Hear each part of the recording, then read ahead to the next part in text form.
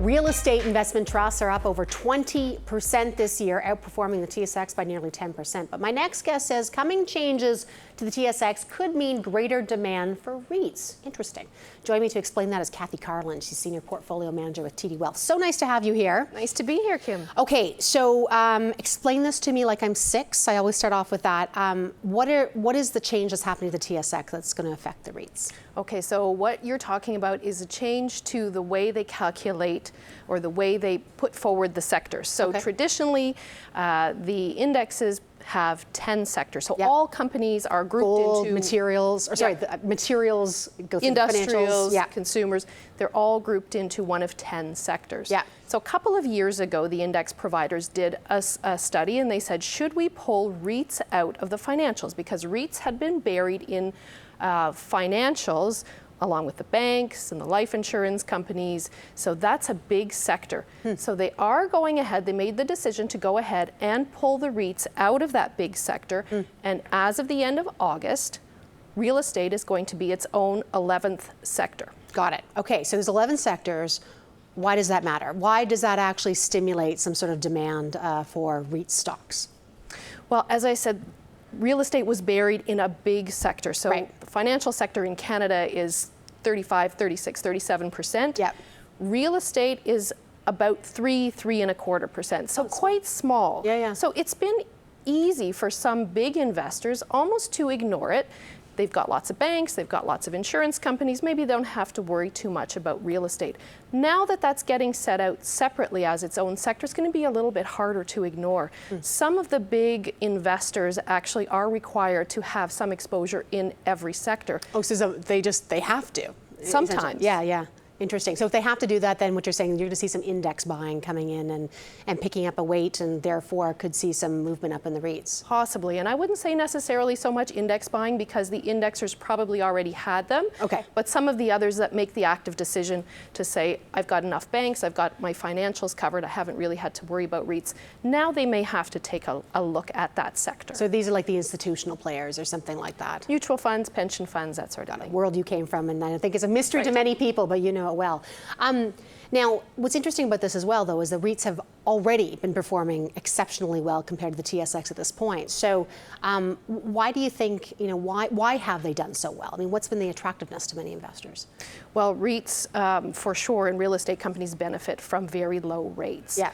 And we've also been in a very low growth environment. So for the past number of years, REITs have done okay, but the banks have done quite well. And the life cos have done okay too. More recently, the stronger headwinds for the banks, it's been tougher for them to grow. So I think that there has been more attention focused on the REITs.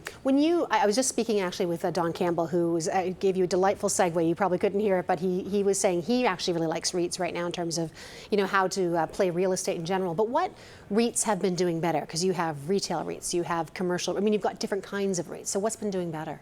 Right, so we, within each sector there are subsectors and I'm not sure which one has done particularly better in terms of sector. Yeah. Certainly in Canada, there have been headwinds for any of the REITs or the real estate companies that have had exposure in Western Canada.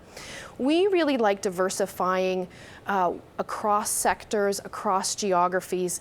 And so to own, if you're going to invest in REITs or in real estate, it's a good idea, we think, to own some, apartment properties, shopping centers, office if they're in the right location, but to make sure you've got diversification across the asset classes. What would you say, it's interesting because I guess with REITs, and you talk about diversification, one of the stories was the big stories last year is Target.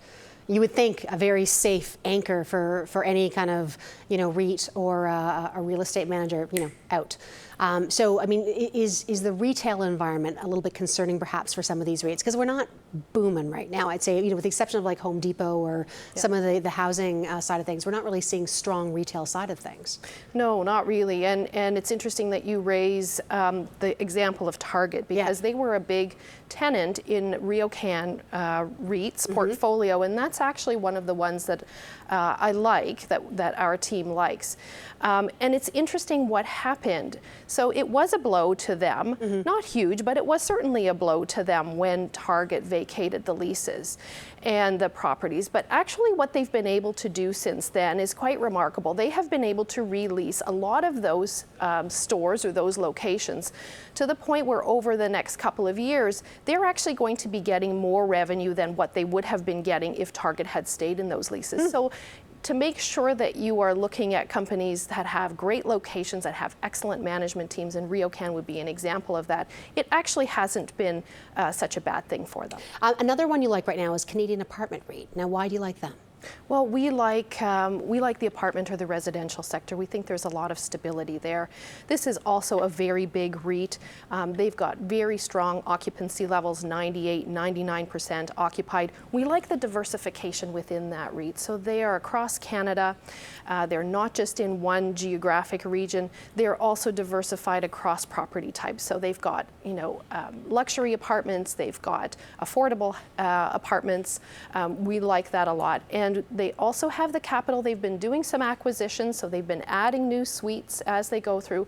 They also pay a 4% yield, so that's one of the benefits of REITs to investors in a low rate environment. To find yield somewhere is great, and if you can find a little bit of growth along with that yield, even better. We like that. Kathy Carlin is Senior Portfolio Manager with TD Wealth, and she joined me here in studio.